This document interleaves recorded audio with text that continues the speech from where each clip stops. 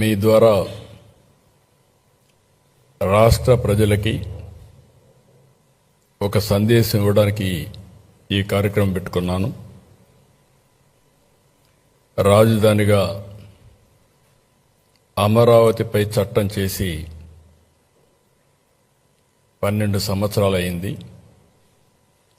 ఈ ప్రస్థానం గురించి మనం అందరం కూడా ఒకసారి చర్చించుకోవాల్సిన అవసరం, బాధ్యత ఉంది. రాష్ట్ర విభజన నుంచి నేటి వరకు జరిగిన అన్ని అంశాలని ఒకసారి వివరించడమే కాకుండా చరిత్ర ఒకసారి కూలంకుషంగా నెమరేసుకుంటే భవిష్యత్తులో ఇలాంటి జరగకుండా ప్రజలే అప్రమత్తంగా ఉండే అవకాశం ఉంటుంది. రాజధానిగా అమరావతికి పార్లమెంటు ఉభయ సభలు ఆమోదించడం అనేది ఇది ఒక ప్రజా విజయం, ప్రజా రాజధానికి దక్కిన గౌరవం. ఈ చర్చల్లో 11 పార్టీలు పార్టిసిపేట్ చేశాయి. 2 హౌసెస్లో కలిపి 17 34 మంది సభ్యులు భాగస్వాములయ్యారు, పార్టిసిపేట్ చేశారు. 10 పార్టీలు మద్దతు ఇచ్చాయి, మిగిలిన పార్టీలు కూడా సపోర్ట్ చేశారు. మొత్తం 41 పార్టీలు లోక్సభలో ఉన్నాయి. ప్రాతినిధ్యం ఉండే పార్టీలు 41. 9 పార్టీలు రాజ్యసభలో మెంబర్స్ ఉన్నారు. అంటే లోకసభలో లేరు, రాజ్యసభలో ఉన్నారు. అన్నీ కలిపి 50 పార్టీలు. 50 పార్టీలు నేరుగా మాట్లాడిన వారు పూర్తిగా సహకరించారు. మేము ఆమోదిస్తున్నాం, దీనికి పూర్తిగా సంఘీభావాన్ని తెలియజేస్తున్నామని చెప్పారు. ఇంకొక పక్కన మిగిలిన పార్టీస్ అన్నీ కూడా పార్లమెంట్లో ఏకగ్రీవంగా ఆమోదించారు. ఒకే ఒక పార్టీ, ఆ పార్టీ వైఎస్ఆర్ కాంగ్రెస్ పార్టీ. ఆ పార్టీ ఈ రాష్ట్రంలో ఓట్లేసుకుని ఇక్కడి నుంచి ఎంపీలుగా అయ్యి ఈ రాష్ట్రానికి ద్రోహం చేసే ధైర్యం చేశారు. దేశమంతా ఒక దారి అయితే వీళ్ళది ఇంకొక దారి అయ్యే పరిస్థితి వచ్చింది.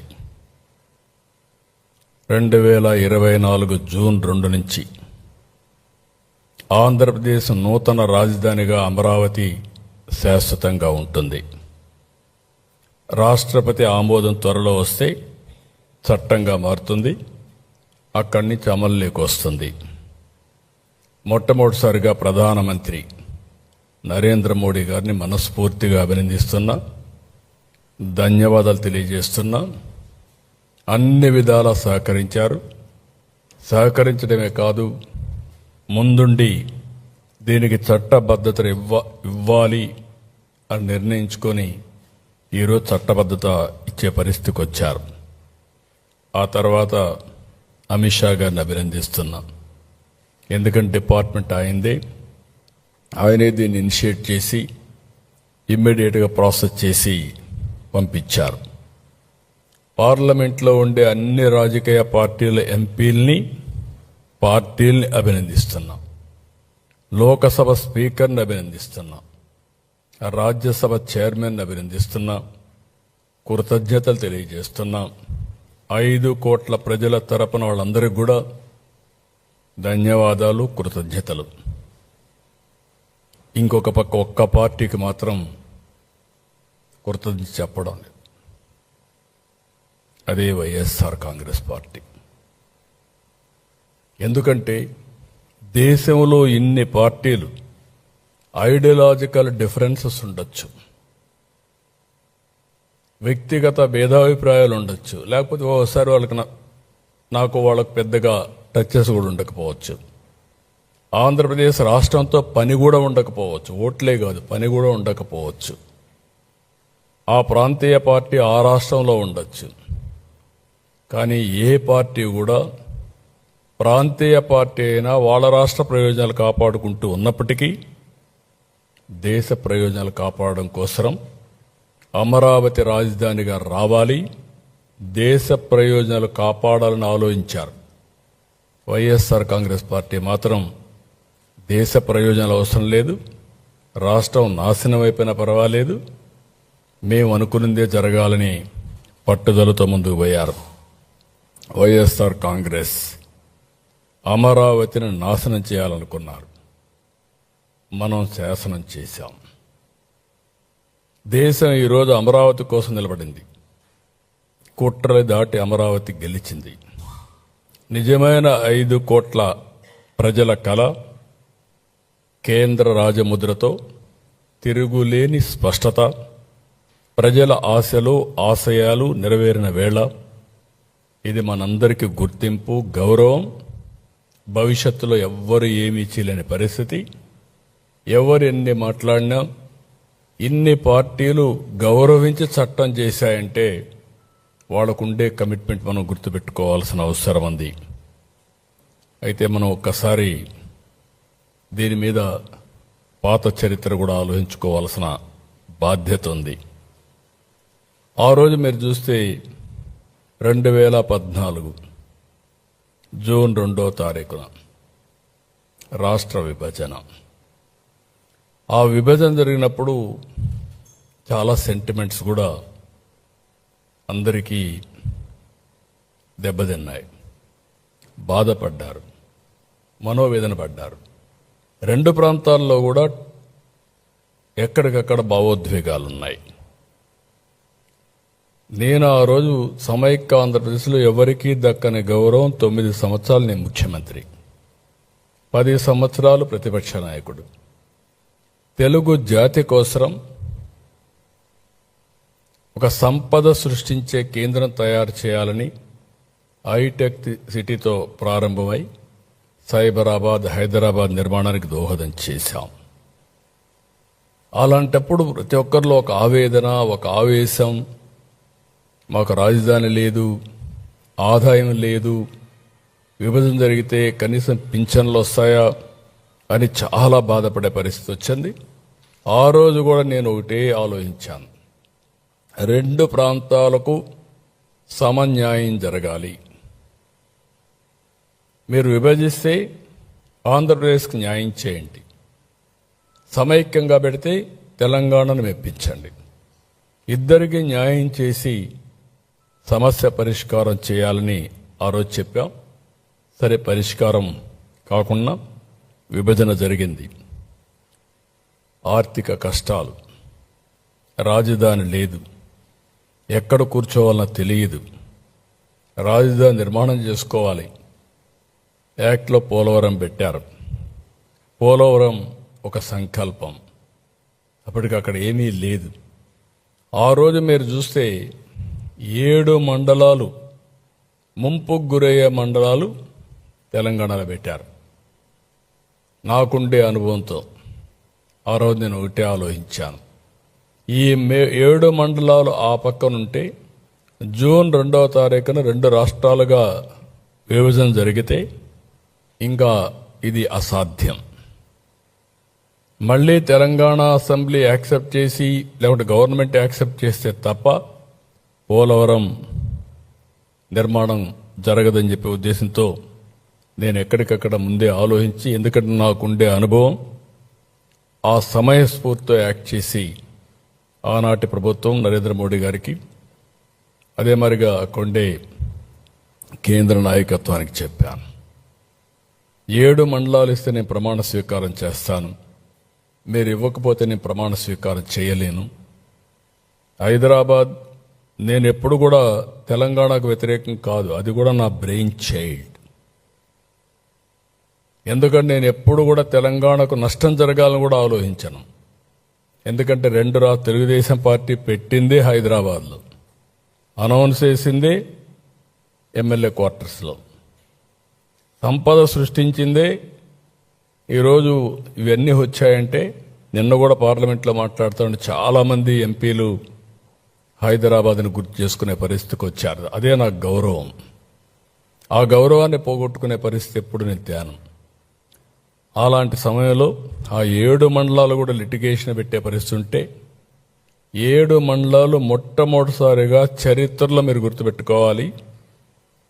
పార్లమెంటు సమావేశాల కంటే ముందు కొత్త గవర్నమెంట్ ఒక బిల్లు పెట్టి ఆర్డినెన్స్ ఇష్యూ చేసి ప్రెసిడెంట్ కన్సెంట్ ఇప్పించి తర్వాతనే పార్లమెంటు సమావేశాలు పెట్టారు. రెగ్యులర్ బిజినెస్ స్టార్ట్ చేశారు. అది కూడా జూన్ 2వ తారీఖు కంటే ముందు. అప్పుడే ఇది సాధ్యమైంది. అక్కడి నుంచి విజయవాడకు వచ్చాం. విజయవాడకు వచ్చినప్పుడు ఎక్కడ కూర్చోవాలో తెలియదు, ఆఫీసు లేదు. ఒక SC office, irrigation SC office, అదే క్యాంప్ ఆఫీస్. అక్కడే నా బస. ఆ తర్వాత మీరు చూస్తే నేను ఈ ఇల్లు తీసుకొని రెంట్కి వచ్చిన తర్వాత దాన్ని హైకోర్టుకి ఇచ్చాం. ఆ తర్వాత అది రాజ్భవన్ అయింది. అంటే సీఎం సెక్రటరియేట్ అదే, ఆ తర్వాత హైకోర్టు అదే, తర్వాత రాజ్భవన్ అదే. అంటే అన్ని పర్పస్లు ఒక మనకి ఏమీ లేదు అనడానికి ఇక్కడ ఒక ఉదాహరణ మాత్రం. అయితే ఆ రోజు శివరామకృష్ణయ్య గారు ఒక కమిటీ వేశారు. ఆ కమిటీ మొత్తం రాష్ట్రం అంతా తిరిగింది. విజయవాడ గుంటూరు మధ్యలో 46% ప్రజలు ఇది అనుకూలమైన ప్రదేశమని వీళ్ళంతా కూడా సమాచారం ఆయనకి ఇచ్చారు, ఓటేశారు. అది చూసిన తర్వాత విత్ కన్సెన్సస్ ఆ రోజు గ్రీన్ ఫీల్డ్ రాజధాని విజయవాడ గుంటూరు మధ్యలో ఉంటుందని డిక్లేర్ చేశాం. వైఎస్ఆర్ కాంగ్రెస్ పార్టీ చాలా విన్యాసాలు వేశారు, అందరినీ రెచ్చగొట్టారు. కడాన నేను ఆ రోజు కూడా అభివృద్ధి వికేంద్రీకరణ తెలుగుదేశం పార్టీ సిద్ధాంతం, అదే సమయంలో అధికార వికేంద్రీకరణ చేస్తూనే మనకంటూ ఒక రాజధాని ఉండాలి. తెలంగాణకు హైదరాబాద్ ఉంది, కర్ణాటకకు బెంగళూరు ఉంది, చెన్నైకి తమిళనాడుకి చెన్నై ఉంది. అలాంటి రాజధాని నగరం ఉంటే తప్ప భవిష్యత్తు లేదనే ఉద్దేశంతో మనం సంకల్పం చేశాం. ఆ సంకల్పమే 2 ప్రాంతాలకి, నార్త్ అండ్ సౌత్ సమాన దూరం, 12 పార్లమెంట్లు ఒక పక్క, 12 పార్లమెంట్లు ఇంకొక పక్క, డిస్టెన్స్ కూడా మోరార్లెస్ సేమ్. 13వ పార్లమెంట్ గుంటూరు. అలాంటి ప్లేస్ని ఎంపిక చేశాం. ఒక్కసారి ఆ రికార్డ్స్ మీరు పోతే ఏవేం చెప్పారు. చిన్న రాష్ట్రం అయిపోయింది, విభేదించడం నాకు ఇష్టం లేదు, అదే సమయంలో 30,000 ఎకరాలు కావాలి, అలాంటివి ఉంటే నాకు అబ్జెక్షన్ లేదు అని చెప్పి, ఎక్కడైతే కనెక్టివిటీ, నీటి లభ్యత, భూమి, ఇక్కడ రాజకీయ చైతన్యం అన్నీ కూడా ఇక్కడ ఎప్పటి నుంచో జరిగిన ప్రాంతాన్ని మనం ఒక సంస్కృతి సాంప్రదాయాలకు నిలమైన ఈ ప్రాంతాన్ని మనం ఎంపిక చేశాం. మీరు ఏ యాంగిల్లో చూసినా, భౌగోళికంగా,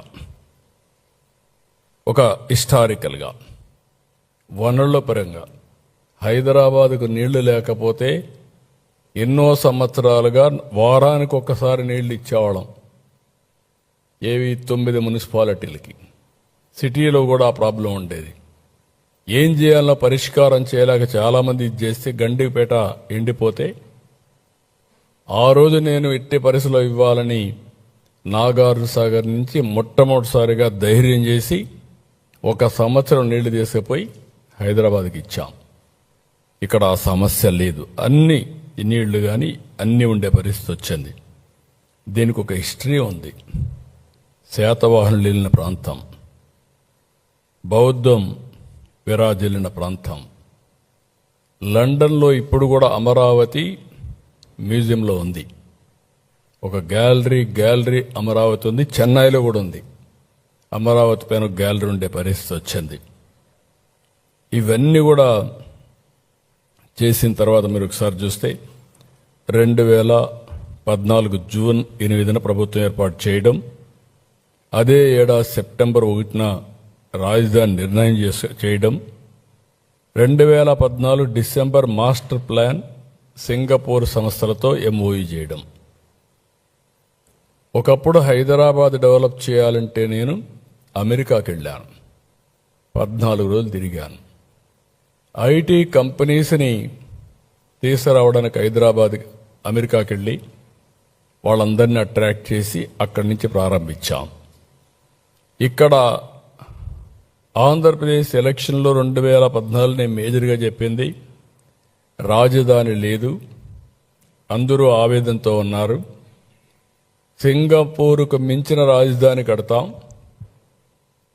సింగపూర్కు అంత మునుపు నాకు పరిచయం ఉంది, ఆ కంట్రీతో సంబంధాలు పెట్టుకొని చేస్తామని ఫస్ట్ టైం సింగపూర్కి పోయి ఆ గవర్నమెంట్ ప్రధానమంత్రికి వాళ్ళందరికీ విజ్ఞప్తి చేస్తే, మంత్రులకు విజ్ఞప్తి చేస్తే, టెండర్లు పిలిస్తే ఆలస్యం అవుతుందంటే వాళ్ళు చాలా పాజిటివ్గా ముందుకు వచ్చి టెండర్లు పిలవకుండా మేము ఉచితంగా మాకుండే సమర్థత అంతా ఉపయోగించి, మా డిపార్ట్మెంట్లు ఉపయోగించి మాస్టర్ ప్లాన్ డీటెయిల్స్ ఇస్తామని చెప్పి మాట నిలబెట్టుకున్న ప్రభుత్వం ఒక్క పైసా తీసుకోకుండా ఇచ్చారు. అలాంటిది డిసెంబర్ 30న 2014 ఏపీసీఆర్డీఏ తీసుకొచ్చాం. ల్యాండ్ లేదు, ఇక్కడ విలువైన ల్యాండ్. ఒక విధంగా ఇక్కడ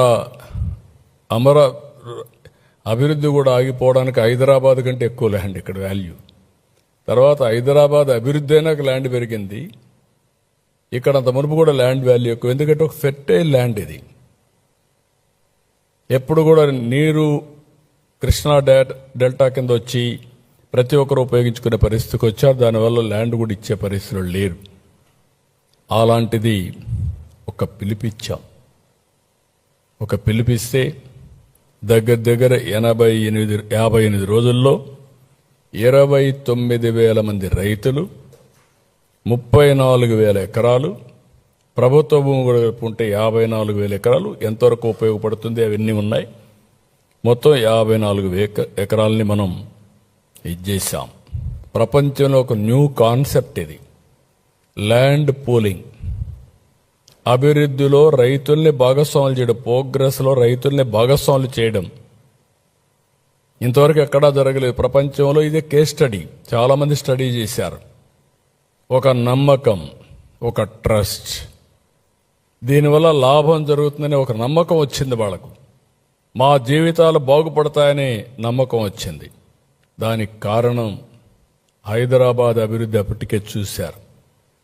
అది చూసిన తర్వాత ఒక నమ్మకం వస్తే వాళ్ళతో నెగోషియేట్ చేసి, పుండె నారాయణ గారి ఆ రోజు నెగోషియేట్ చేసి జరూబు భూములు ఉండే వాళ్ళకందరికీ 1000 గజాలు రెసిడెన్షియల్, 450 కమర్షియల్.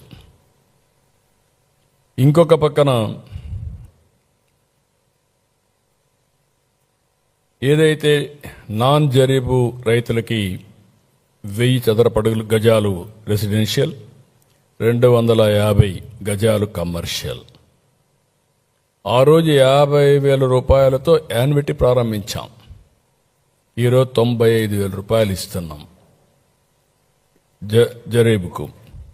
ఇంకొక ల్యాండ్కి నాన్ జరీబుకి 30,000 చేశాం, ఇప్పుడు 57,000 అయింది. ఎవ్రీ ఇయర్ 5,000 పెంచుకుంటూ వెళ్ళాం. అప్పుడు 10,000కి ఇస్తా అన్నాం, ఇప్పుడు డిలే కూడా అయింది కాబట్టి 15 సంవత్సరాలు ఇచ్చే పరిస్థితికి వచ్చాం. భూమి లేని పేదలందరికీ, రైతు కూలీలకు 5,000 రూపాయలు నెలకు ఇప్పుడిచ్చే పెన్షన్లు కాకుండా అదనంగా పింఛన్లు ఇస్తున్నాం. గవర్నమెంట్ ఇచ్చే పింఛన్లన్నీ ఎలిజిబిలిటీ ప్రకారం ఇస్తున్నాం, వీళ్ళకి అదనంగా ఇచ్చే పరిస్థితికి వచ్చాం. ఇవన్నీ కూడా గవర్నమెంట్ ఆఫ్ ఇండియా కూడా దీన్ని చాలా వరకు మెచ్చుకొని, ఇది right model for the nation.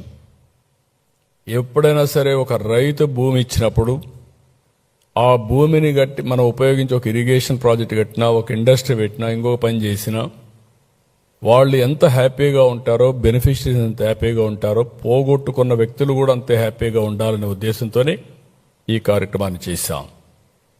ఒక హైదరాబాద్లో మీరు ఒక్కసారి చూస్తే శంషాబాద్ 5,000 ఎకరాలు చేశాం. 5,000 ఎకరాలు ఇచ్చిన రైతులు కోటీశ్వరులయ్యారు.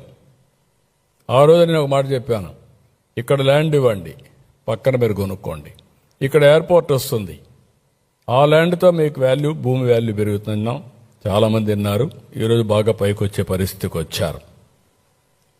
ఇక్కడ కూడా మీరు చూసినప్పుడు మొత్తం దీనికి 3 లెవెల్స్లో ఆ రోజు తయారు చేశాం.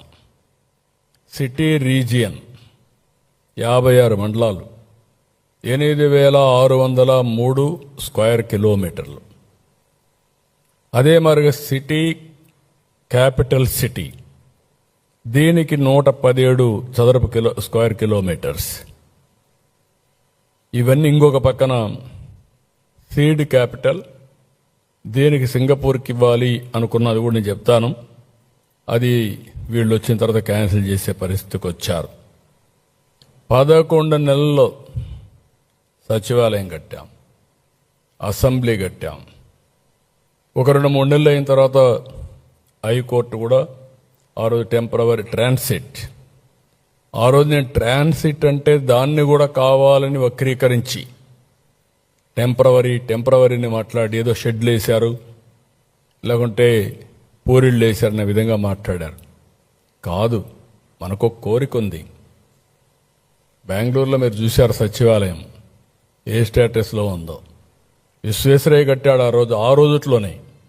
హైదరాబాద్లో నిజాం కట్టాడు. ఆ ప్యాలెస్లన్నీ మళ్ళీ మనం యాడ్ చేసుకున్నాం.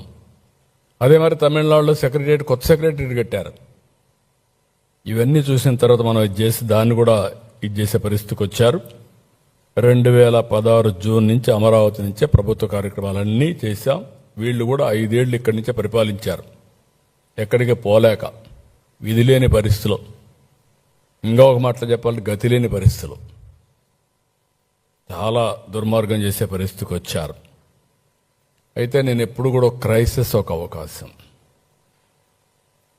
ఒక సంక్షోభం ఉందని నేను ఎప్పుడు కుంగిపోవడం, లేకపోతే నిరుత్సాహపడిపోవడం, ఏమీ చేయలేమని ఆలోచన ఉంటే ఎప్పుడు పైకిరాం. అందుకే నేను ఆ రోజు మీకు చెప్పాను, ఈరోజు Singapore city most liveable city. Hyderabad సిటీని కొంతవరకు నేను చేసిన తర్వాత ఈరోజు most liveable city in India Hyderabad. Highest per capital income Telangana రాష్ట్రం. ఎట్లొచ్చింది అని మీరందరూ ఆలోచిస్తే, ఆ రోజు వేసిన ఫౌండేషన్ వల్ల నాలెడ్జ్ ఎకానమీకి ఈరోజు అక్కడ ఉపాధి అవకాశాలు వచ్చే, వేరే ప్రాంతాల నుంచి వచ్చి సెటిల్ అయ్యే పరిస్థితికి వచ్చారు. ఇంకొక పక్కన మీరు చూస్తే దేశంలో ఉండే జీసీసీలు, గ్లోబల్ కాంపిటేటివ్ సెంటర్స్, ఇండియాలో ఉండేట్లో 22% హైదరాబాద్లో ఉన్నాయి, నెంబర్ 1. 11% గ్లోబల్ జీసీసీస్ అన్నీ కూడా హైదరాబాద్ లొకేట్ అయినాయి ప్రపంచంలో ఇది చేసుకుంటే. అలాంటివన్నీ కూడా ఉంటాయి కాబట్టి భవిష్యత్ అంతా కూడా సిటీస్ పైన ఆధారపడుతుంది. మనం వద్దనుకున్నా కూడా అలాంటి సిటీస్ నిర్మాణం చేయాలనే ఉద్దేశంతో సింగపూర్తో సుర్బానా, జురాంగ్ ఉచితంగా మాస్టర్ ప్లాన్స్ తీసుకొచ్చారు. ప్రధానమంత్రి గారు 2015 అక్టోబర్ 22న శంకుస్థాపన చేశారు. ఈరోజు మనం ఇక్కడ కూర్చున్నామంటే, మనం గెలిచామంటే ఒక పవర్ ఉంది. నేను ఆ రోజు ఎందుకు వచ్చిందో నాకు ఆలోచన తెలియదు, కానీ రాష్ట్రంలో అందరినీ భాగస్వాములు చేయాలి అనే ఉద్దేశంతో ప్రతి ఒక్క ఊర్లో ఉండే పవిత్రమైన మట్టిని, ఆ ఊర్లో ఉండే పవిత్రమైన జలాల్ని, ఆ ఊర్లో ఉండే దేవాలయాల దగ్గర పూజ చేసి ఊరేగించి, అది సాంప్రదాయం, అది సెంటిమెంట్ కూడా, నమ్మకం. అదే మరిగా దేశంలో ఉండే దేవాలయాలన్నీ, మసీదులన్నీ, మేజర్ మసీదులు, చర్చిలు, స్వర్ణ దేవాలయం, వైష్ణవి దేవాలయం, ఇవన్నీ కూడా తీసి అవన్నీ తీసుకొస్తే ప్రధానమంత్రి గారు ఆ రోజు పార్లమెంట్ సాక్షిగా పార్లమెంట్ యొక్క పవిత్రమైన మట్టిని, యమునా జలాలు తీసుకొచ్చి ఆయన కూడా అప్పచెప్పారు. ఆ రోజు చెప్పారు ఒక మాట, ఆ రోజు ఆయన చెప్పిన మాట మీరు చూస్తే, నేను ఈరోజు పార్లమెంట్ సాక్షిగా మట్టిని తెచ్చాను, యమున పవిత్రమైన జలాలు తీసుకొచ్చాను అంటే పార్లమెంట్ పూర్తిగా అమరావతికి అండగా ఉంటుంది, దేశం కూడా మీకు అండగా ఉంటుంది, నేను కూడా అండగా ఉంటానని చాలా స్పష్టంగా ఆ మాట చెప్తే, నిన్న జరిగిన ఓటింగ్లో దేశం మొత్తం సంఘీభావాన్ని తెలియజేశారంటే అది ఆ రోజు పవిత్రత అని చెప్పి కూడా నేను మీకు తెలియజేసుకుంటున్నా. ఇది సెంటిమెంట్ అంటారా, నమ్మకం అంటారా, ట్రస్ట్ అంటారా, ఏదైనా కానీ ఇది వాస్తవం. అందుకే ఈరోజు మనం కాపాడుకోగలిగాం. అయితే ఒక పక్క ప్రణాళికలు చేసుకొని ముందుకు పోయాం, ఇంకొక పక్క కుట్రలు చేస్తూ ముందుకెళ్ళారు. అడుగడుగున కుట్ర, అడుగడుగున కుతంత్రం, అడుగడుగున నేరాలు ఘోరాలు. ఆ రోజు కూడా ఇదే పని. రైతుల్ని రెచ్చగొట్టారు. రైతుల్ని రెచ్చగొడితే 99% రైతుల ముందుకొచ్చి ల్యాండ్స్ ఇచ్చారు. నో డిస్ప్యూట్స్, యునానిమస్గా ఇచ్చారు. ఎన్ని చెప్పినా కూడా వినలేదు. అక్కడి నుంచి అరటి తోటలు తగలబెట్టారు. ఎంత దుర్మార్గం అంటే భయానకమైన వాతావరణాన్ని క్రియేట్ చేయడం. నా జీవితంలో ఎప్పుడు కూడా ఇలాంటి తప్పుడు పనులు ఎక్కడ నేను చూడలేదు. ఇంకొక పక్కన వరల్డ్ బ్యాంక్ లెటర్స్ రాశారు. అంటే చాలా ఈజీ అయిపోయింది వీళ్ళు చేసే తప్పుడు పనులన్నీ కూడా కప్పిపుచ్చుకోవడానికి. ఎదుటి వాళ్ళపైన గుడ్డ గాల్చి ముఖాన్ని వేసేయడం, తుడుచుకోమనడం, అవినీతి ఆరోపణలు చేసేయడం. అవినీతి ఆరోపణలు చేసి నిరూపించాల్సిన అవసరం లేదు. ఇలాంటి తప్పుడు పనులు చేసి వాళ్ళకు కూడా లెటర్స్ పెట్టి కడాన వీళ్ళు వచ్చిన తర్వాత డబ్బులు ఇస్తా అన్నా ఇవ్వనీయకుండా చేసి ఇక్కడికి వస్తా అన్నా రానియకుండా చేసే పరిస్థితికి వచ్చారు. అరాచకం ఎంత పరాకాష్ఠమైంది. ఒక ఉదాహరణ, పర్యావరణ దెబ్బతింటుందన్నారు, నిర్మాణాలకు అనుకూలం కాదని తప్పుడు రిపోర్టులు తెప్పించారు, శ్మశానం అన్నారు, ఎడారి అన్నారు, కులం రంగు పులిమారు, భూకంపాలు వస్తాయని చెప్పి మాట్లాడారు. అంటే ఎన్ని విధాల సెబటైజ్ చేయాలనో అన్ని విధాల సెబటైజ్ ఆ రోజు చేశారు, ఇప్పటికి కూడా చేస్తూనే ఉన్నారు. అవి కూడా వస్తాను. నేనైతే ఒకటే ఆలోచించా, భగవంతుడు ఎందుకో నాకు 2 అవకాశాలు ఇచ్చాడు. ఒక విధంగా అవకాశాన్ని కూడా అందిపుచ్చుకున్నాం. ఫస్ట్ అవకాశం తెలుగు జాతికి ఒక నాలెడ్జ్ ఎకానమీలో ప్రముఖ పాత్ర ఉండాలని ఆలోచించాను. అదే హైటెక్ సిటీ, అదే సైబరాబాద్, అదే ఈరోజు హైదరాబాద్ నగరం. ఇక్కడ కూడా హైదరాబాద్ బ్రౌన్ ఫీల్డ్ సిటీ, 2 సిటీలు ఉన్నాయి. హైదరాబాద్ సిటీ, సికింద్రాబాద్ ఉంది. నేను 1 మోర్ సిటీ యాడ్ చేశాను, అదే సైబరాబాద్. ఈరోజు హైదరాబాద్కి అదే గుండెకాయ, హార్ట్ ఈస్ సైబరాబాద్. ఇక్కడికి వచ్చినప్పుడు నేను విజయవాడ ఉంది, మంగళగిరి ఉంది, గుంటూరు ఉంది, పక్కనే తెనాలి ఉంది. ఇవన్నీ కూడా మనం వేసినటువంటి ప్లానింగ్ మీరు చూస్తే నూజివీడు, ఇంకొక పక్క పామర్రు, ఈ పక్క చిలుకూరుపేట, పక్కన జగ్గయ్యపేట, సత్తెనపల్లి, ఈ ఏరియా అంతా వస్తాయి. Inner ring road, outer ring road cover చేస్తే ఇక్కడికి వచ్చినప్పుడు 9 నగరాలు ప్లాన్ చేశాం. గవర్నమెంట్ సిటీ, ప్రభుత్వ సిటీ, ఆర్థిక city, knowledge city, justice city, health city, sports city, tourism, media, electronics నగరాలు. ఇవన్నీ కూడా 4 ఆఫీసులు కట్టేస్తే అయిపోదు, కట్టేయచ్చు. ఒక్కొక్కసారి సంక్షేమం వచ్చినప్పుడు ఏమేమి అవకాశాలున్నాయి ఎత్తుక్కొని తగిన విధంగా ప్రణాళికలు చేస్తే మన తర్వాత కూడా శాశ్వతంగా ఉంటాయనే ఉద్దేశంతో ఆ రోజు చేశాం. ముందు మీరందరూ ఆ రోజు చూసుంటారు, జపాన్ నుంచి ఒక ఆర్కిటెక్ట్ని పెట్టాం. బాగా లేకపోతే మళ్ళా క్యాన్సిల్ చేసి నార్మన్ పోస్టర్ని ఇంగ్లాండ్ నుంచి ఐడెంటిఫై చేశాం. ఫేమస్ వరల్డ్ క్లాస్ డిజైనర్ అంటే Singapore master plan, Norman poster ఈ యొక్క ఐకానిక్ బిల్డింగ్స్ అని డిజైన్ చేయడానికి వాళ్ళు పెట్టుకున్నాం. ఎందుకంటే ఒకసారి ఇప్పుడు ఢిల్లీలో ప్రధానమంత్రి గారు సెంట్రల్ విస్తా తయారు చేశారు, పార్లమెంట్ కూడా తయారు చేశారు.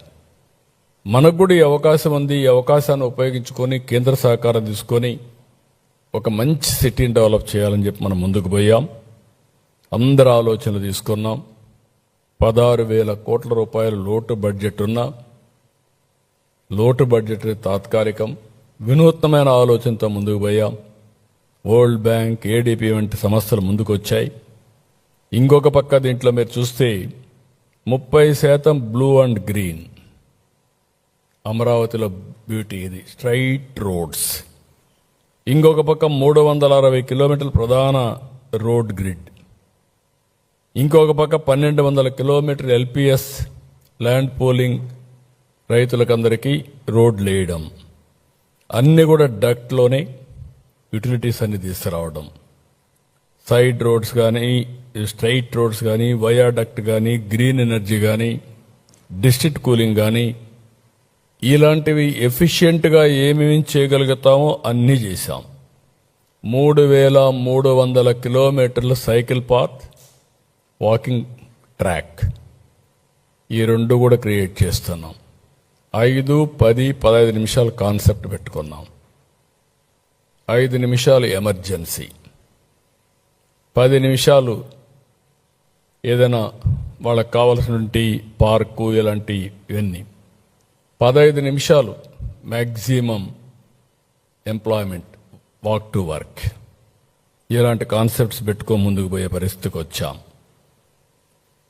ఇక్కడ 1690 ఎకరాలు స్టార్టప్ ఏరియా సింగపూర్తో ఒప్పందం చేసుకున్నాం. వాళ్లే అభివృద్ధి చేస్తారు. అభివృద్ధి చేసిన తర్వాత 52% వచ్చిన డబ్బుల్లో మనకిస్తారు. వాళ్ళు డెవలప్మెంట్ చేసిందని 42% వాళ్ళు ఉంచుకొని 52% మనకి ఇచ్చే పరిస్థితికి వచ్చారు. అలాంటిది 9,000 కోట్లు పనులు కూడా కంప్లీట్ చేశారు 2019కి. అక్కడి నుంచి మీ అందరికీ ఐడియా ఉంది ఏం జరిగిందని. ప్రపంచంలో ఎవ్వరూ సింగపూర్ పైన అవినీతి ఆరోపణలు చేయలేదు. అలాంటిది ఒక అవినీతి పార్టీ వాళ్ళపైన ఆరోపణలు చేసి వాళ్ళు తరివేసే పరిస్థితికి వచ్చారు. నానా రకాలుగా హింసించి ప్రపంచంలో ఎవ్వడూ ధైర్యం చేయలేదు. నేను ఎన్నోసార్లు చెప్పాను, నేను సింగపూర్ పోయినప్పుడు నేను ట్రై చేశాను డ్రైవర్కి డబ్బులు ఇవ్వాలని, ఎవడు తీసుకోవాలా. మా అశోక్ గజపతిరాజు గారు మంత్రిగా వస్తే సింగపూర్కి వస్తే సిగరెట్ తాగడం మానేశాడు. ఏంటి అశోక్ గారు సిగరెట్ తాగడం మానేశారని అడిగా. సార్ ఇక్కడ $500 ఫైన్ సార్, నా దగ్గర ఉండేది 500 ఉంది, ఇది అయిపోతే మళ్ళీ నేనేం చేయాలి, కాబట్టి నేను చేయను సార్ అప్పని అన్నాడు. అలాంటి దేశం పైన అభాండాలు వేసి ఒక గుడ్ విల్తో వచ్చారు. ఇప్పుడు కూడా చెప్తాను, సింగపూర్ ఎప్పుడు కూడా ఒక నమ్మకం, ఒక క్రెడిబిలిటీ, విశ్వసనీయతకి గౌరవిస్తారు ఆ దేశం. నేను చాలా దేశాలు తిరిగాను. అలాంటి దేశంతో లేనిపోని సమస్య పెట్టి మొత్తం కంపు చేసే పరిస్థితికి వచ్చారు. ఇంకొక పక్కన అమరావతి బ్రాండ్ పూర్తిగా దెబ్బతినే పరిస్థితికి వచ్చింది. నేను ఆ రోజు బాండ్స్ ఇస్తే విత్ ఇన్ 2 hours క్లోజ్ అయింది. దాన్ని బట్టి ప్రపంచం మొత్తం అమరావతి అంటే ఎంత క్రేజ్ ఉందని మనం అర్థం చేసుకోవాల్సిన అవసరం ఉంది. మనం వేసిన ప్లానింగ్ కానీ, ప్రణాళికలు కానీ, ఆలోచనలు కానీ విదేశీ సంస్థలు కూడా చాలా ఆసక్తి చూపించాయి. ఆ రోజు పెట్టిన విట్, ఎస్ఆర్ఎం, అమృత్ కొద్ది కొద్దిగా వచ్చే పరిస్థితికి వచ్చింది. ఎంత దుర్మార్గం అంటే ఎస్ఆర్ఎం అమరావతి అని పేరు పెడితే అమరావతిని తీసేయమన్నారు. నాకు ఇప్పుడు కూడా అర్థం కావడం లేదు. ఇలా మెంటాలిటీ ఏంటో, అమరావతిని పేరునే ఉచ్చరించకూడదని ముందుకు పోయే పరిస్థితికి వచ్చారు. ఇప్పుడు XLRI వీళ్ళు ఉండగా వెళ్ళిపోతే మళ్ళా తీసుకొచ్చాం. బిట్స్ బిలాని వాళ్ళు కూడా వచ్చే పరిస్థితికి వచ్చారు. 113 సంస్థలు 1307 ఎకరాలు ఇచ్చాం. 33,000 కోట్ల రూపాయలు పెట్టుబడులు పెట్టడానికి సిద్ధంగా ఉన్నారు. తొందరగా ఈ పనులన్నీ స్టార్ట్ అవుతాయి. రాత్రింబగళ్ళు పనులు అవుతున్నాయి.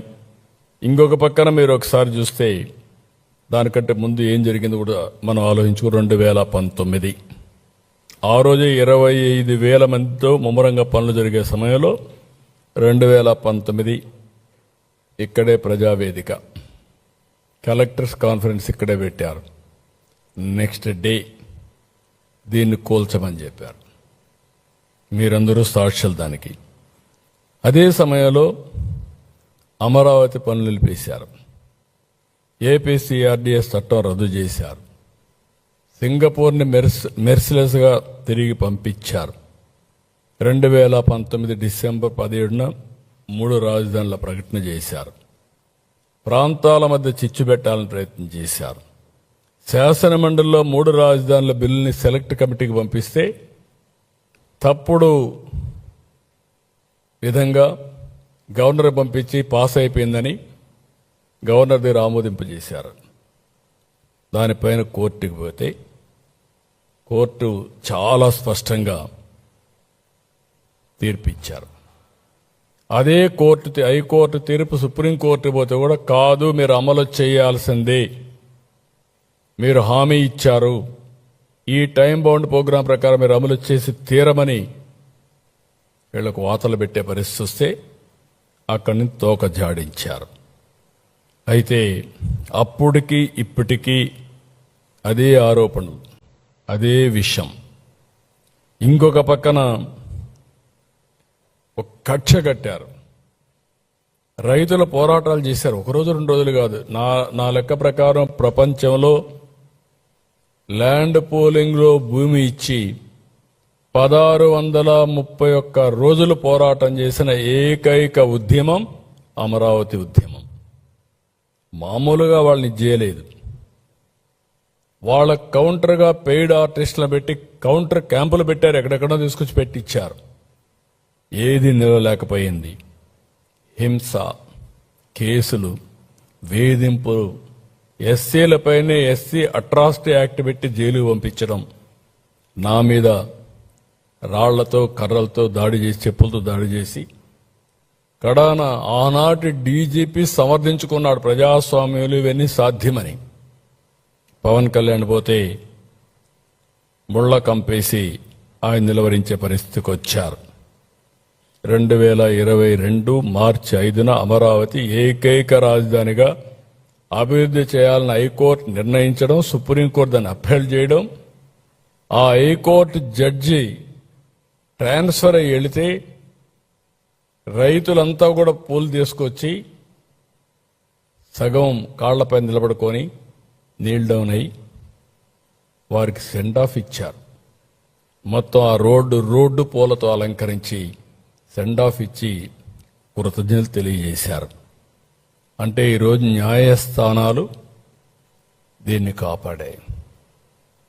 ఆ రోజు న్యాయస్థానం కాపాడకపోయి ఉంటే ఏమైండోదో మనందరం గుర్తుపెట్టుకోవాల్సిన అవసరం ఉంది. ఆ రోజు సిఆర్డీఏ చట్టం కానీ న్యాయస్థానాలు కానీ ఇది ఏ విధంగా అభివర్ణించాలో కేస్ స్టడీ మనందరికీ. నియంత అంటామా, లేకపోతే నాకు ఏ భాష రావడం లేదు. ఎందుకంటే నేను చాలా మందిని చూశాను, చరిత్రలో చాలా పోరాటాలు చూశాను. కానీ ఏ పోరాటమైనా, ఏ వ్యక్తి అయినా ప్రజలను చూసి భయపడతారు. ప్రజాభిప్రాయానికి అనుకూలంగానే ఉంటే ఆ పార్టీలు రాణిస్తాయి. ఎక్కడా అలాంటి దాఖలాలే కనపడడం లేదు. ఈరోజు మళ్ళీ 2021 అయితే 3 రాజధానుల చట్టం ఉపసంహరించుకున్నారు. సిఆర్డీఏ చట్టాన్ని పునరుద్ధరించారు. మళ్ళీ మాట్లాడుతూనే వచ్చారు. విశాఖకు వస్తామంటే విశాఖలో మాకు ఈసారి హైయెస్ట్ మెజారిటీ ఎక్కడన్నా వచ్చాయంటే విశాఖపట్నంలో వచ్చాయి. ఎప్పుడూ వస్తాయి, ఈసారి దానికంటే ఎక్కువ మెజారిటీ వచ్చాయి. వీళ్ళు అక్కడ రాజధాని పెడతామన్నా. భాషా ప్రయుక్త రాష్ట్రాలు ఏర్పాటు కావడానికి నాంది పలికిన రాష్ట్రం ఆంధ్రప్రదేశ్ రాష్ట్రం. అలాంటి రాష్ట్రానికే రాజధాని లేని పరిస్థితి. ఒకసారి తలుచుకుంటే చాలా బాధేస్తుంది, ఆవేశం వస్తుంది, మనుషులను కూడా కుంగిపోయే పరిస్థితికి వస్తుంది. 2024 ప్రజలు కూడా ఉక్కు సంకల్పంతో ముందుకు వచ్చారు, అఖండ విజయాన్ని ఇచ్చారు. ప్రజాప్రభుత్వం వచ్చింది, కేంద్ర రాష్ట్రం డబుల్ ఇంజిన్ సర్కార్ వచ్చింది. 3 రాజధానులని డ్రామాలాడిన వ్యక్తులు 3 చోట్ల ఇర్రెస్పెక్టివ్ ఎక్కడ చెప్పినా కూడా ప్రజలు నమ్మకుండా వాళ్ళకి బుద్ధి చెప్పే పరిస్థితి వచ్చారు. మళ్లీ అమరావతికి పటిష్టమైన పునాదులు వేసే కార్యాచరణ మొదలైంది. 2025 మే 2న ప్రధాని చేతుల మీదుగా అమరావతి పనులు రీస్టార్ట్ చేశాం. ఆయన ఎంతో అభిమానంగా మనకు ఎలాంటి ఇబ్బంది లేకుండా క్లియర్ చేయాలని ఆర్థిక సహాయం చేయడం, వరల్డ్ బ్యాంక్ని ఇలాంటి మిగిలిన ఏజెన్సీస్ కూడా ఫైనాన్స్ మినిస్టర్ గారు చెప్పడం, ఎక్కడ కూడా ఇబ్బంది లేకుండా సుజావుగా పోవడానికి ఏమేం చేయాలని చేయమని చెప్పి చాలా స్పష్టంగా చెప్పారు. విభజన చట్టంలోని సెక్షన్ 5(2) రాజధానిపై స్పష్టత ఇవ్వాలని చెప్పి ఆలోచించాం. ఎందుకంటే ఇప్పుడు చట్ట ప్రకారం 10 సంవత్సరాలు హైదరాబాద్ రాజధాని 2 రాష్ట్రాలకు, లేకపోతే ఎక్కడా ఇలాంటి ఇబ్బందులు లేవు. ఎవరు ఇలాంటి వ్యక్తులు కూడా రాలా. మా ఊరు తీసిపోతామని ఎవరు ఆలోచించలేదు. లేకుంటే ఇలాంటి నాకు తెలిసినంత వరకు ఇండిపెండెంట్ ఇండియాలో 3 రాజధానుల డ్రామా ఆడింది ఎప్పుడు లేదనుకుంటాను. నాకు తెలిసి నేను 48 ఏళ్ళ నుంచి రాజకీయాల్లో ఉన్నా. చిన్నప్పుడు నాకు తెలియదు, కానీ 1978 నుంచి నేను రాజకీయాల్లో ఉన్న, చరిత్రలో కూడా ఎక్కడా లేవు అలాంటి డ్రామాలు ఆడే పరిస్థితికి వచ్చారు. మార్చి 28న అసెంబ్లీలో తీర్మానం పెడితే బాగుంటుందంటే తీర్మానం కూడా పెట్టి పంపించాం. నిన్న రాజ్యసభలో కూడా బిల్లు పాస్ అయింది. ఇంక ఈరోజు రేపు గెజెట్ నోటిఫికేషన్ వస్తుంది. అమరావతి ఆంధ్రప్రదేశ్ గుండె చప్పుడు.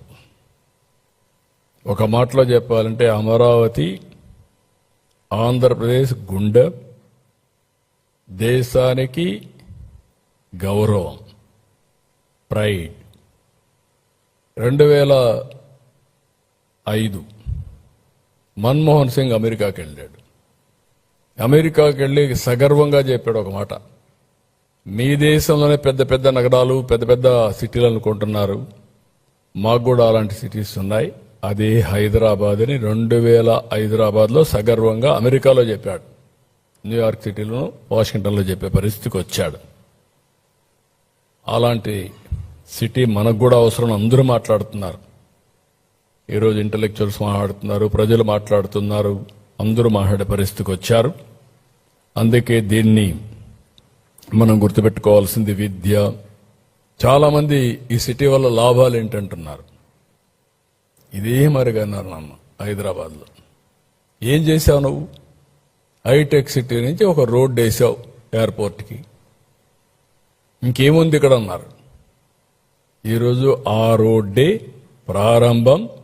ఈరోజు హైదరాబాద్ ఆ స్థాయికి వచ్చిందంటే నేను భయపడకుండా ముందుకెళ్లాను కాబట్టి, ధైర్యంగా ముందుకెళ్లాను కాబట్టి ఈరోజు హైదరాబాద్ అనేది కానీ తెలంగాణకి ఒక ఆయుపట్టుగా తయారయ్యే పరిస్థితి వచ్చింది. ఇక్కడ కూడా ఇంత జరిగిన తర్వాత నేను భయపడితే దీనికి మీనింగ్ ఉండదు. విద్య, ఉద్యోగం, విజ్ఞానం, ఇది ఒక నర్వ్ సెంటర్. మనందరం గుర్తుపెట్టుకోవాల్సిన అవసరం ఉంది. ఈరోజు ఒక అమరావతిని, ఒకప్పుడు హైదరాబాద్ దేశమంతా నగరాలని పాత నగరాలు, Chandigarh one of the best city ఒకప్పుడు, ఇప్పుడు అది ఓన్లీ హెరిటేజ్ సిటీ, పెద్ద ఎకనామిక్ యాక్టివిటీ ఉండదు. ఇటీవల హైదరాబాద్ ఇది బెస్ట్ సిటీ, అది ప్రజెంట్. ఫ్యూచర్కి ఒక సిటీ అవసరం మనందరికీ. ఇండియాలో model city, that is Amaravati. అయితే అమరావతిని అభివృద్ధి చేస్తున్నామని మిగిలిన ప్రాంతాలు నెగ్లెక్ట్ చేయడం లేదు. విశాఖపట్నం, అమరావతి రీజియన్, తిరుపతి రీజియన్, 3 రీజియన్లు కాబట్టి అన్ని టౌన్స్నే కాకుండా ఆ ప్రాంతాన్ని అభివృద్ధి చేసే బాధ్యత తీసుకుంటున్నాం. ఒక్కొక్క ప్రాంతానికి ఒక్కొక్క టైప్ ఆఫ్ ఇండస్ట్రీస్ కానీ డెవలప్మెంట్ తీసుకొస్తున్నాం. ఇప్పటికే మీరు చూసుంటారు, Google, Arcelor Mittal, steel city, green ammonia Ramayapatnam, quantum valley Amaravati, drone city, space city, అదే మరి electronic city, horticulture hub Rayalaseema, aquaculture, irrigation మీద ఫోకస్ పెట్టాం.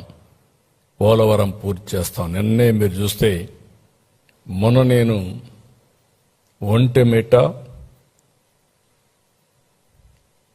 సీతారాముల కళ్యాణానికి వెళ్ళాను.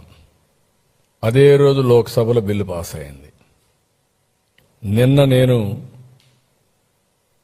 2వ తారీఖు రాజ్యసభలో బిల్లు పాస్ అయింది. నిన్నే మీరు చూస్తే డయాఫామ్ వాల్ పూర్తయింది. ఈ రెండు సింక్రనైజ్ అయినా అంటే చరిత్రలో ఏ విధంగా వస్తాయి ఒక్కొక్కటే ముందుకు పోయే పరిస్థితి వస్తుంది. ఇది 2027 బిఫోర్ గోదావరి పుష్కరాలు పోలవరం పూర్తి చేసి జాతికి అంకితం చేస్తాం. ఇంత జరిగిన ఇవన్నీ కూడా చూస్తే ఎవరికైనా కొంచెం ఆలోచిస్తారు. కానీ వైసీపీకి మాత్రం భగవంతుడు ఆ బుద్ధి ఇవ్వలేదు, జ్ఞానం ఇవ్వలేదు. ఏ విధంగా అభివర్ణించాలని కూడా అర్థం కావడం లేదు. ఇంకా విషయాన్ని దిమ్ముతున్నారు, అహంకారాన్ని ప్రదర్శిస్తున్నారు. పార్లమెంట్లో 2 సభల్లో చట్టబద్ధత దక్కితే తట్టుకోలేకపోతున్నారు. అందరూ దేశమంతా ఒకటై ఓటేసి అమరావతి నిలబెడితే ఇతను మాత్రం దాన్ని సహించలేక ఓరవలేకపోతున్నారు. ఇప్పుడు కొత్తగా అసెంబ్లీకి పార్లమెంటుకు ఈ హక్కే లేదంటున్నారు. ఎక్కడ కూర్చుంటే అక్కడే రాజధాని అంటారు. ఈ తిక్కకు పరిష్కారం ఏంటో నాకైతే అర్థం కాల. ఈ తిక్కనాలనా ఏమనాలి? ఏంటిది? దీని పరిష్కారం ఏంటి? సాక్షాత్తు పార్లమెంటు ఒక చట్టాన్ని చేస్తే చట్టాన్ని అమలు చేయవలసిన రాజకీయ పార్టీలు పార్లమెంటుకి అధికారం లేదు, మీరెవరు చట్టం చేయడానికి అంటే నేను వస్తే నేను అధికారం వస్తుంది, నేను మళ్ళా ప్రజలు మోసం చేస్తాను, నేను అధికారం తెచ్చుకుంటాను, తెచ్చుకున్నప్పుడు నేనేం చేస్తాను చూస్తారు అని బెదిరిస్తే ఏమనాలని అడుగుతున్నా. ప్లాన్ ఏ, ప్లాన్ బి, ఈ రెండో చూసినప్పుడు నాకు అనిపిస్తుంది ప్లాన్ ఏ మొన్నటి వరకు 3 రాజధానులు 3 ముక్కలాట్లు, ఇప్పుడు ప్లాన్ బి. ఈ ప్లాన్ బిలో ఏం చెప్పాలనో మీరే చెప్పాలి. ఆ పేరు పలకాలంటే కూడా నాకు ఇష్టం లేదు. అదే చెప్తాను మావిగానే, అది చెప్పడం నాకు ఇష్టం లేదంటున్నా. మరిచిపోవడం మంచిది. ఇలాంటి ఇవన్నీ కూడా ఏమనాలి? ఏంటి మనస్తత్వం ఏంటి? నాకు అంతుపట్టలేదు, మీకు అంతుపట్టిందా? ఈ మనస్తత్వం మీకు అంతుపట్టలేదు, ప్రజలకైనా అంతుపట్టిందా? ఏంటి ప్రవర్తన? ఏంటి ఇలాంటి వాళ్ళ రాజకీయం చేయడం ఏంటి? మనందరం కలిసి ఏ విధంగా ముందుకు పోతాము? నాకైతే ఒకప్పుడు అందరూ అంటారు సైకో అంటారు, లేకపోతే ఇతనికి రకరకాలుగా మాట్లాడతాను. నేను ఎన్ని మాట్లాడదలుచుకోలేదు. ఈరోజు దేశమంతా పార్లమెంట్లో మనకు సపోర్ట్ చేసి ఈ రాజధాని రావాలి, అమరావతి అభివృద్ధి కావాలి, ఆంధ్ర రాష్ట్రం బాగుపడాలి, దేశ అభివృద్ధికి కూడా దోహదం చేయాలి అని వాళ్ళందరూ మాట్లాడి యునానమస్గా అమరావతికి సంఘీభావాన్ని తెలియజేశారు, అమరావతి నిలబెట్టారు. వాళ్ళని తప్పుపడుతున్నాడు. ఏమనాలి నాకైతే అర్థం కావడం లేదు. అంటే వాళ్ళంతా ఏమీ తెలియని వాళ్ళు, ఈయనొక్కడే తెలివైన వాడు. ఇలాంటి మాట్లాడే పరిస్థితికి వస్తున్నాడు. కాబట్టి మనందరం కూడా గుర్తుపెట్టుకోవాల్సింది, ఇలాంటి చూస్తే ఇంత విషం, ఇంత కుట్ర, ఇంత నేరాలు ఘోరాలు చేసి మళ్ళీ ఎదురుదాడి చేయడం, ధైర్యంగా ఫేస్ చేయడం, ఇవన్నీ చూసినప్పుడు చాలా బాధేస్తుంది. ఈ రాష్ట్రానికి ఇది ఒక ఎందుకు ఇలాంటి తెలుగు జాతి చాలా సమస్యలు ఫేస్ చేశాం. ఒకటి రెండు కాదు. మొన్నటి వరకు ఉనికి లేని పరిస్థితి. ఇప్పుడు మన వాళ్లే ఉనికి లేకుండా చేయాలనే విషయం కక్కడం. ఇవన్నీ చాలా. ఇంకొక పక్కన డిజైన్ ఉంది ఇంట్లో. బెదిరిస్తే పెట్టుబడులు రావని. ఇది కూడా చాలా నీచం. ఎప్పుడు కూడా మీరు ఏమి చేసినా ఈ ప్రభుత్వం ఫర్మ్గా ఉంటాం. ఎక్కడ తగ్గే పరిస్థితి ఉండదు. ప్రజాస్వామ్యంగా ఎవరు చెప్పినా వింటాం. అప్రజాస్వామ్యంగా మాట్లాడితే మాత్రం స్టబర్న్గా ప్రజాహితం కోసం ముందుకు పోవడం తప్ప ఇంకోటి లేదు. నేను ఒకటే గుర్తుపెట్టుకోవాలి, మనందరం చరిత్ర ఎప్పుడు కూడా రాస్తూ ఉంటుంది, నెగటివ్గా పాజిటివ్గా. అలాంటి వ్యక్తి గుర్తుపెట్టుకోవాలి. మీరు ఏం చేయబోతున్నారో కూడా చరిత్ర మిమ్మల్ని ఎప్పటికీ క్షమించదు. ఈ రోజే మనకు జరిగినటువంటి ఇబ్బందుల వల్ల ఆంధ్రప్రదేశ్ రాష్ట్రం దక్షిణ భారతదేశం లోయెస్ట్ పర్ క్యాపిటల్ ఇన్కమ్, అప్పుల ఉబిలో ఉన్నాం. ఎక్స్ట్రా ఎఫర్ట్ పెడితే తప్ప అందరం కలిసి మళ్ళీ అందరితో సమానంగా మనం ముందుకు పోయే పరిస్థితి లేదు. నేను అమరావతి ఒకటే కాదు, ఇంకా మిగిలిన అభివృద్ధి అంతా కూడా జరగాల్సిన అవసరం ఉంది. ఎవరు ఎన్ని చేసినా అమరావతి ఆగదు, అభివృద్ధి ఆగదు, సంకల్పం ఆగదు. ఇప్పటికే ప్రపంచ బ్యాంక్ నుంచి, హడ్కో నుంచి, నబార్డ్ నుంచి, నాఫెడ్ నుంచి ఒక 40,000 కోట్ల రూపాయలు టైఅప్ చేశారు. ఇంకో పక్క 56,000 కోట్లకు పనులు పిలిచారు. 91 మౌలిక ప్రాజెక్టులన్నీ ప్రారంభిస్తున్నారు. అధికారులు, ఎమ్మెల్యేలు, మంత్రులు నివాస భవనాలు తొందరలో పూర్తవుతాయి. ఐకానిక్ బిల్డింగ్లు కూడా 2028కి పూర్తి చేస్తాం. ట్రంక్ ఇన్ఫ్రాస్ట్రక్చర్ అంతా 2007కు పూర్తి చేస్తాం. ఇంకొక పక్కన 2028కి మెజారిటీ వర్క్లన్నీ కూడా ఒక స్థాయికి వస్తాయి. కొంతమంది ఇప్పుడు మాట్లాడుతున్నారు అమరావతి మొత్తం పూర్తయిపోతుందా అని. కావాలని కూడా 2 లక్షలు కావాలి, 5 లక్షలు కావాలని మాట్లాడుతున్నారు. ఒక రాజధాని అనేది మనం చేసుకుంటా పోతా ఉంటే నిరంతరం జరుగుతుంది, ఒకరోజు అయ్యేది కాదు. మేజర్ ట్రంక్ ఇన్ఫ్రాస్ట్రక్చర్ మనం చేసిన తర్వాత చేసే సమయంలోనే రాష్ట్ర ప్రభుత్వానికి ఆదాయం పెరుగుతుంది. ఒక బిల్డింగ్ కడితే ఆ బిల్డింగ్కి అవసరమైన మెటీరియల్ కానీ, లేబర్ కానీ, దానిపైన ఖర్చు పెట్టే డబ్బుల్లో గవర్నమెంట్కి ట్యాక్సేషన్ కింద 15 నుంచి 20% తిరిగి వస్తూ ఉంటుంది. వాళ్ళు అప్పు చేసినా, మనం పెట్టినా, ఏదైనా. మనం మేజర్ ఇన్ఫ్రాస్ట్రక్చర్ క్రియేట్ చేసిన తర్వాత ఈరోజు హైదరాబాద్ చూస్తే 75% Hyderabad region Telangana resources contribute చేస్తుంది. Hyderabad alone 60% service sector contribute చేస్తుంది. అందుకే 9% పైన 9.3 9.6% తెలంగాణకు ఆదాయం వస్తుంది. అంటే వచ్చిన 100 రూపాయలు జీఎస్టీపీ కాంట్రిబ్యూషన్ వస్తే అందులో 9.3% 9.6% వస్తుంది.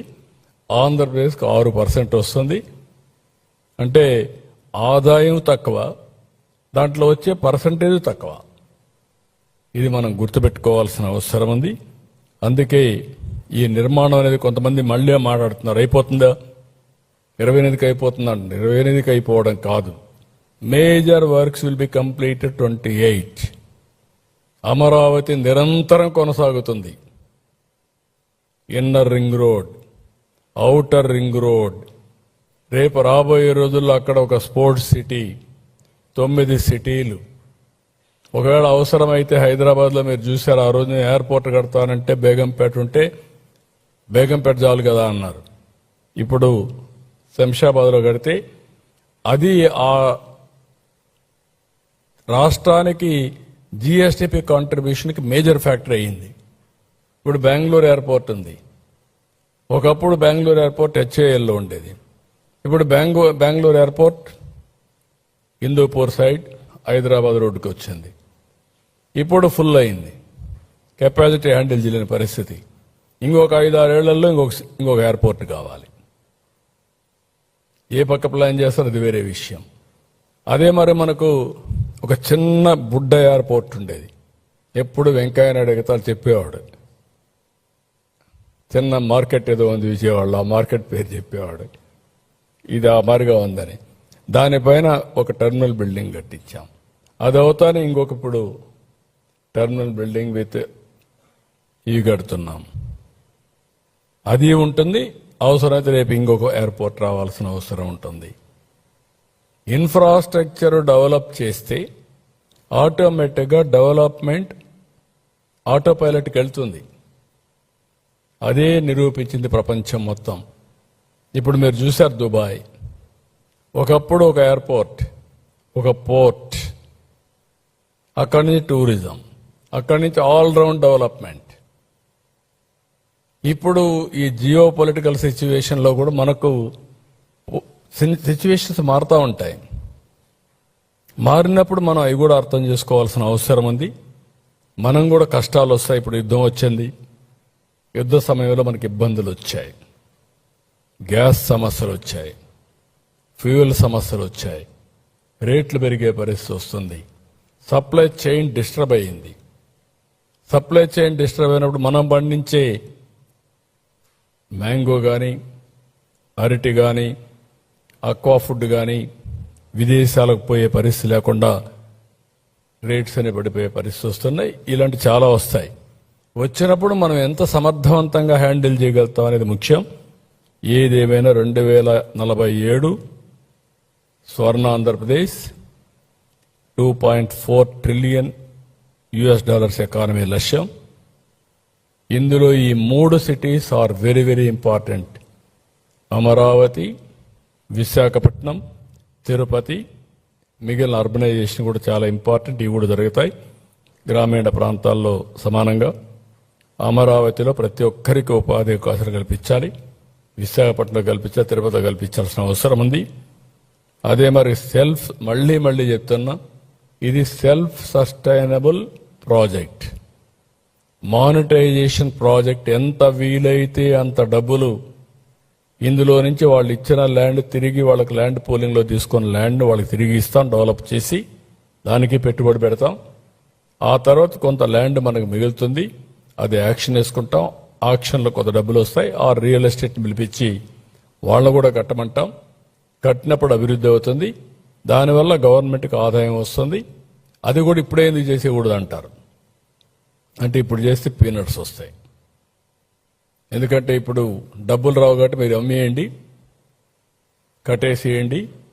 అంటే మామూలుగా ఏ విధంగా మాట్లాడుతున్నారంటే, ఒకప్పుడు హైదరాబాద్లో అక్కడుండే గవర్నమెంట్ భూమ్స్ నేను ఒక్కొక్క ఎకరా ఇది చేసుకుంటా వస్తే హైటెక్ సిటీగా ఎదురుగా ఉండే ల్యాండ్ ₹1,00,000.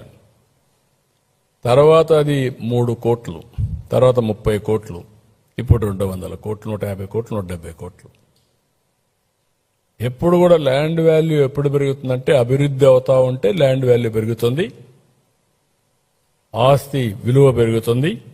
అది కూడా కావాలని తెలియకుండా కాదు, ఇష్టానుసారంగా మహాడే పరిస్థితికి వచ్చారు. ఇది self land monetisation project main concept.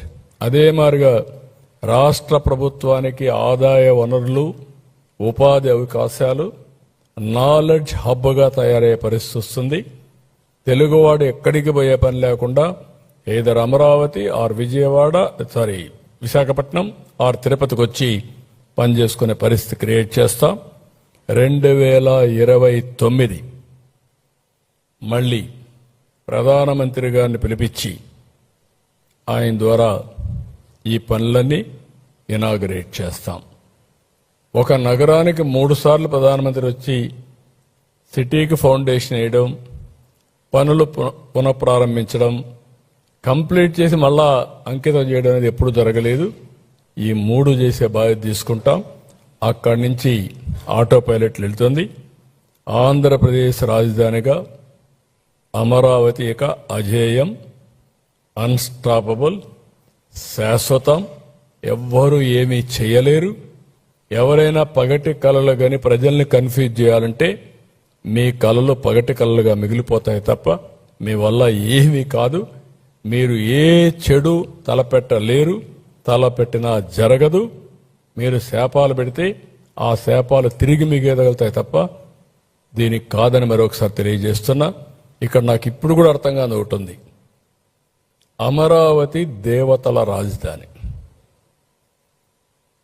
ఈ అమరావతి ప్రజా రాజధాని. నేను ప్రతిరోజు దేవుణ్ణి ఒకటే ప్రార్థిస్తాను. నేను 2 నిమిషాలే ప్రార్థన చేస్తాను పూజ రూమ్లోకి వెళ్ళి.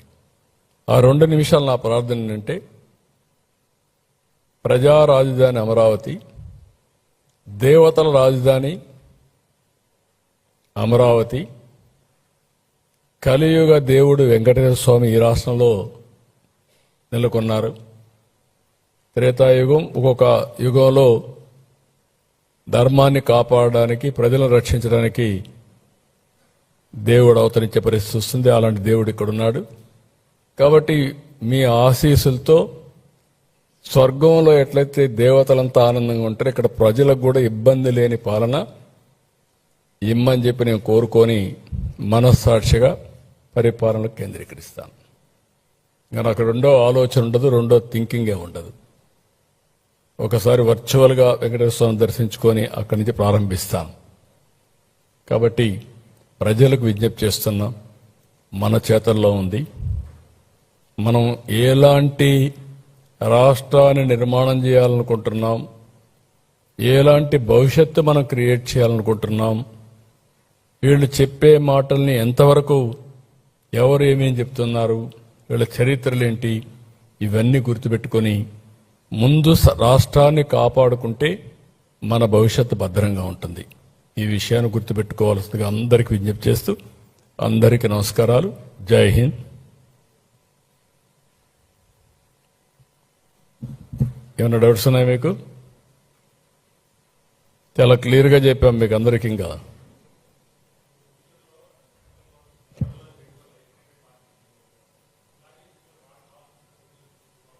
ఏది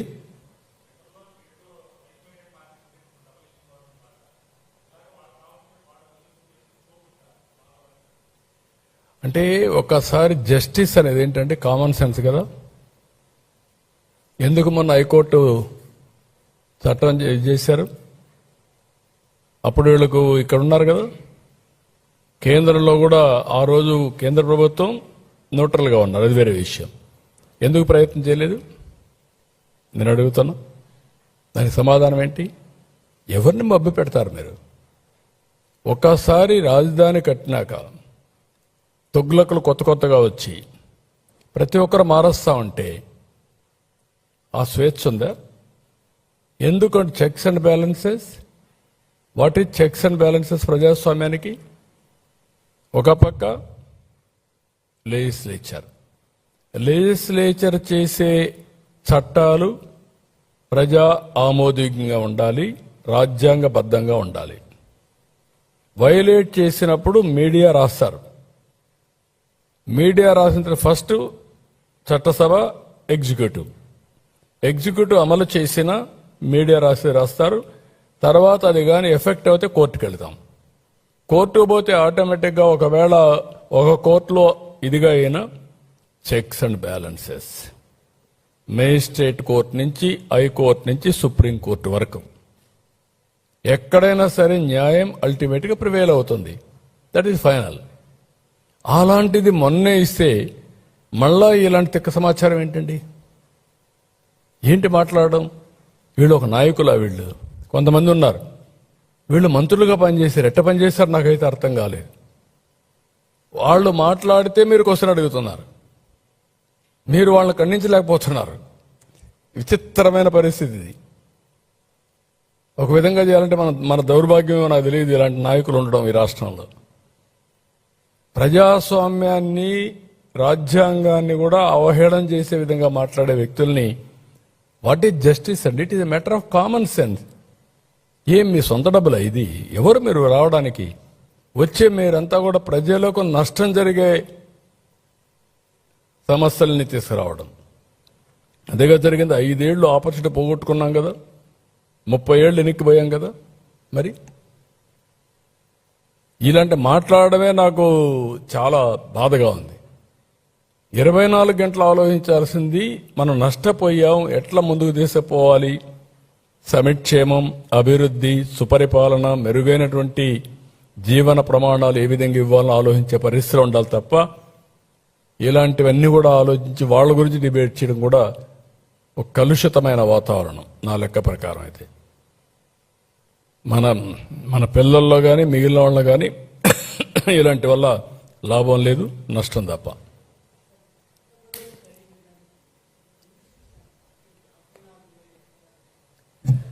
అంటే రాజధాని ఎక్కడైతే ఇక్కడ ఉందో అడ్మినిస్ట్రేటివ్ ఇది ఉంది. అమరావతి వాళ్ళు ఇచ్చింది మీకు చట్ట ప్రకారం సిఆర్డిఏ నోటిఫై చేసిన ఏరియా రాజధాని, అమరావతి రాజధాని. ఇప్పుడు క్యాపిటల్ రీజియన్ సిఆర్డిఏ నోటిఫై చేసింది, హైదరాబాద్లో ఉంది. ఒకప్పుడు మున్సిపల్ కార్పొరేషన్ ఉంది. ఇప్పుడు వాళ్ళు గ్రేటర్ హైదరాబాద్ తీసుకొచ్చారు, అన్ని కార్పొరేషన్లు కలిపి. ఆ గ్రేటర్ హైదరాబాద్ మొత్తం రాజధానిగా ఉంటుంది, అడ్మినిస్ట్రేషన్ మాత్రం ఒక సెంటర్లో ఉంటుంది. That is the meaning. అక్కడే కోర్టు ఉంటుంది, అక్కడే ఒక ఎగ్జిక్యూటివ్ ఉంటుంది, లెజిస్లేచర్ ఉంటుంది, everything will be located there. That is the. అంటే ప్రపంచం మొత్తం ఒక పద్ధతి ప్రకారం పోతే ఎవడెటపోయినా పర్వాలేదు, నా ఇష్ట ప్రకారం నేను మాట్లాడతాను అడ్డదొడ్డంగా అంటే దానికి ఆన్సరే లేదు. ఎవరు ఊహించినటువంటి పరిణామాలు.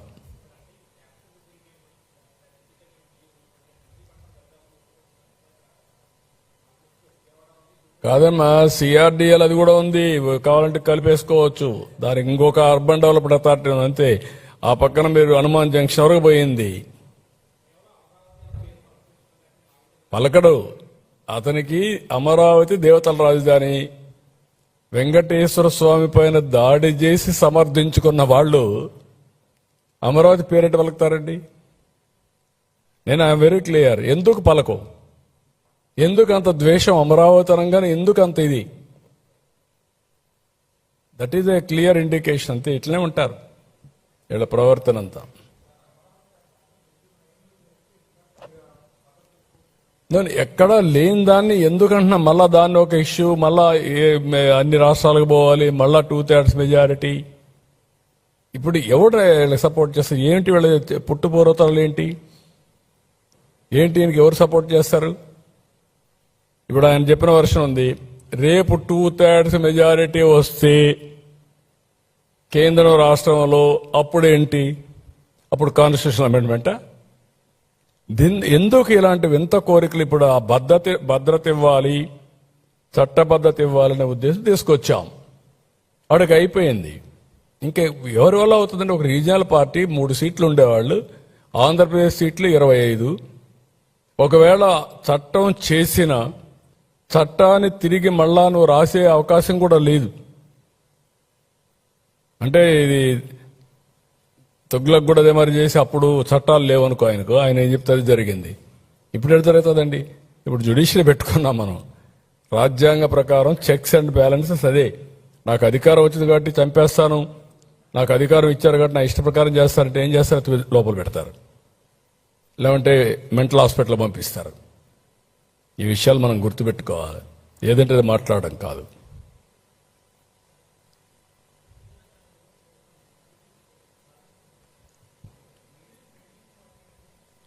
నేనేమంటానంటే, వీళ్ళు 5 ఏళ్ళు ఏం మాట్లాడలేదు.